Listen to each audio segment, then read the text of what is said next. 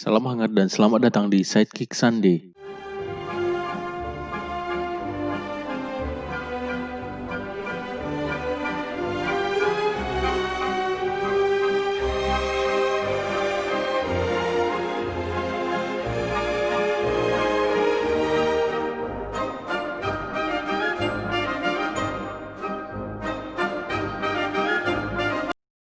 Film adalah kisah yang ditulis dan diceritakan dalam suatu durasi. Bukan hanya sekedar hiburan, lebih jauh lagi bagi yang menikmatinya akan menemukan dunia yang jauh lebih luas dari durasi yang terbatas. Hidup adalah film dengan durasi tak terbatas, yang di dalamnya kisah kita diceritakan dengan genre yang sejatinya kita sendiri yang pilih. Ada drama yang isinya cuma patah hati, lelah disakiti, atau yang seumur hidup sendiri. Ada pula momen yang seperti daun jatuh oleh angin, perasaannya hangat atau dingin, atau bahkan ingatan yang hilang, lekas dan ingin. Bagi pencinta film, sebelum menonton film biasanya penonton akan melihat rujukan IMDb atau Internet Movie Database untuk melihat seberapa sih rating film tersebut. Salah satu penilaian yang cukup diberi atensi bagi pencinta film, yang dalam hal ini saya sebut Cinemaniac, adalah Rotten Tomatoes. Kalau IMDb diperoleh dari regular footer, yang artinya Anda semua di belahan dunia manapun berada, asal punya koneksi internet, mau minjem HP teman atau numpang tethering, atau minjem HP teman dan umpan tethering, tentu saja bisa ikut ambil andil dalam ngasih rating. Sedangkan Rotten Tomatoes adalah murni diberikan oleh para kritikus film, yang katanya sih ada 3.000 kritikus film yang dilibatin, yang tentu mereka udah memenuhi kriteria tertentu dari panitia, atau yang biasa disebut Approved Tomatometer Critics. Dan biasanya film belum keluar, udah muncul aja tuh rating Rotten Tomatoes yang Anda semua bisa cek di laman resminya. Well, bagi yang udah jadiin Rotten Tomatoes sebagai rujukan sebelum nonton film, tentu tahu beberapa kategori dalam Rotten Tomatoes. Yang pertama ada Certified Fresh. Untuk masuk dalam kategori ini, untuk film harus berada dalam range 75% sampai 100%. Dan untuk serial TV ada di range 60 sampai 100%. Kategori ini disebut juga kategori fresh atau seger. Yang kedua ada Rotten. Untuk masuk dalam kategori ini ada di range 0 sampai 59%. Untuk keduanya, untuk film dan untuk serial TV. Yang menjadi pertanyaan adalah, film dengan Rotten Tomatoes yang jelek, semisal cuma 30%, so tentu itu adalah film yang jelek. Well, tentu saja enggak. Walau ada kemungkinan ada benernya. Untuk lebih jelasnya kita pahami, di video kali ini kita bakal bandingin gimana Rotten Tomatoes dan IMDb dapat bekerja dengan arah yang berbeda, atau malah mereka bersekongkol. Yang pertama kita ada Mad Max Fury Road. Film tahun 2015 dengan genre action, adventure, dan sci-fi ini dibintangi oleh Tom Hardy dan Charlize Theron. Dengan rating Rotten Tomatoes 97% atau masuk dalam kategori Certified Fresh dan rating IMDb 8.1. Film dari direktur George Miller dengan aksi gila yang bikin jantung kita senam sepanjang film yang berdurasi 120 menit ini menyuguhkan aksi yang memorable dan benar-benar outstanding. Kapan lagi lihat adegan kebut-kebutan seepik itu, kendaraan yang segila-gilaan, dan tentu soundtrack yang benar-benar bikin nelan obat jantung. Ini film aksi yang emang habis-habisan dan gak salah untuk ukuran film genre action yang biasanya berating rendah karena faktor cerita yang kurang kuat. Film ini adalah film action lengkap yang terbaik yang pernah ada. Gak salah menangin 6 piala Oscar dari 10 nomine. Yang bagian terkuat untuk kostum, make up dan hairstyling, dan juga sound mixing. Namun sayangnya gak menang Best Motion Picture of the Year, yang saat itu kalah dari The Revenant-nya Leonardo DiCaprio. Film ini tentu menjadi contoh bagaimana rating Rotten Tomatoes dan IMDb menjadi pasangan yang serasi.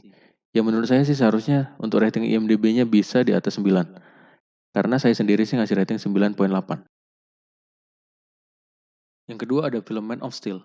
Film tahun 2013 dengan genre action, adventure, dan sci-fi ini dibintangi oleh Henry Cavill dan Amy Adams.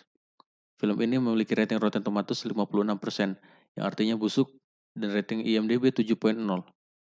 Film dari direktur Zack Snyder ini memulai perhelatan DC Universe, yang tentunya bagi banyak penggemar komik akan menantikan sekali untuk bersaing dengan Marvel Universe. Film yang akhirnya hilangin underwear Superman yang biasa dipakai di luar ini cukup sukses hingga mampu meraup keuntungan dunia mencapai 668 juta US dollar, yang jika dibandingkan dengan Mad Max Fury Road Jauh banget, yang cuma 375 juta US dollar. Tapi kalau dilihat dari budget sih emang berimbang. Di mana Man of Steel ngabisin sekitar 225 juta US dollar. Mad Max Fury Road hanya 150 juta US dollar. Well, dengan animo penonton cukup besar dan mencatatkan box office, film ini yang secara Rotten Tomatoes busuk malah menjadi film yang sangat sukses. Karena memang Henry Cavill berperan dengan baik. Superman tanpa embel-embel rambut keriting satu yang nempel di jidat, dan tentunya dengan CGI yang sangat rapi. Meskipun tahu sendiri, meskipun pada akhirnya DC Universe sendiri tidak mampu mengikuti jejak bagus dari film ini. Saya sih yang dulunya penggemar komik DC dengan superhero yang banyak menginspirasi jajaran superhero Marvel dengan cerita yang dark dan tentu saja musuh bebuyutan yang ikonik seperti Lex Luthor versus Superman atau Joker versus Batman. Ternyata tidak terjawab apa-apa ketika akhirnya Justice League berakhir dengan menyedihkan.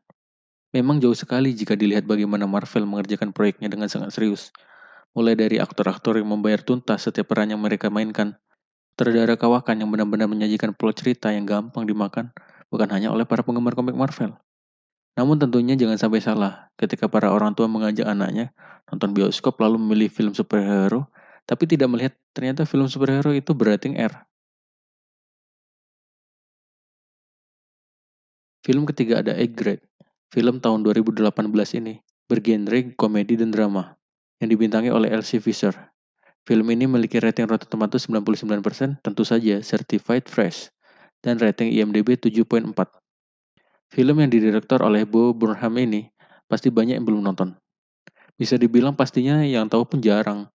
Lalu kenapa kita bahas film ini? Ya, karena rating Rotten Tomatoes-nya tinggi, yaitu 99%. Film ini tidak banyak yang tahu, ya karena memang dari pendapatannya aja kita bisa cek di laman IMDb.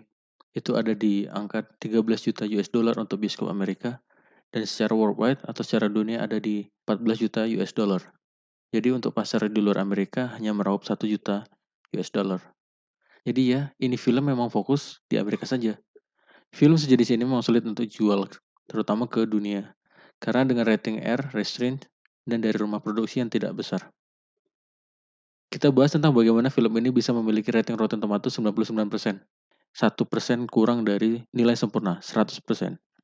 Memang untuk menjadi film dengan rating yang tinggi, tentu biasanya adalah kekuatan unsur cerita. Dan kalau ngomongin unsur cerita, tentu film dengan genre drama punya keunggulan. Nah, bagi kalian yang belum nonton film ini, ceritanya tentang Kayla yang diperanin oleh Elsie Fisher yang lagi asik-asiknya puber atau dikatakan menghadapi gelombang pasang remaja saat ia melewati minggu terakhir di sekolah menengah atas yang bisa dibilang pada saat ia kelas 8 sesuai dengan judul filmnya. Film ini membawa komedi ala Amerika yang tentu bagi yang biasa nonton komedi ala penonton bayaran akan cukup bingung apa yang terjadi sepanjang film. Film ini bisa berating Rotten Tomatoes yang tinggi karena plot cerita yang menarik, tokoh yang asentrik, dan jalan cerita yang tidak biasa. Mungkin bisa dibilang kalau film pakai formula A plus B sama dengan C, maka film ini bisa jadi tanpa formula, tapi bisa menghasilkan C. Bagi kalian yang tidak suka film drama ala film indie, ini bukan rekomendasi. Dari 3 film tersebut, ada satu hal yang perlu kita pahami bagaimana rating IMDb bekerja. Karena siapapun bisa ikut andil dalam sistem voting, maka jumlah responden tentu tidak sama. Yang pertama, Mad Max Fury Road dengan rating IMDb 8.1, ada sekitar 879.000 voter. Yang kedua, Man of Steel dengan rating IMDb 7.0, ada sekitar 690.000 voters. Dan kemudian di film ketiga ada A Grade dengan rating IMDb 7.4, jumlah votersnya ada di angka 62.000. Kalau pakai ilmu statistik, tentu semakin banyak jumlah sampel, maka keakuratan data semakin baik. Makanya bagi yang menjadikan IMDb sebagai rujukan, harus paham betul jumlah voters ini. Nah, kalian bakal nemuin tuh film-film yang berasal dari negara tertentu. Semisal India, tentu rating filmnya tinggi-tinggi. Begitupun film negara kita. Ratingnya bakal melejit di atas 8. Karena memang votersnya tidak banyak. Dan tentu saja berasal dari penonton kalangan tertentu. Tentu saja dengan film Indonesia banyak votersnya orang Indonesia. Begitupun sebaliknya. Dan tentu bagi kita orang Indonesia, ini menjadi ajang ngenalin film kita. Yang memang bagus karena cara jualannya lewat IMDb. Internet Movie Database yang bisa diakses oleh seluruh orang di dunia. Semoga bermanfaat. Jadilah penonton yang bijak dan nikmatilah film dengan cara yang benar.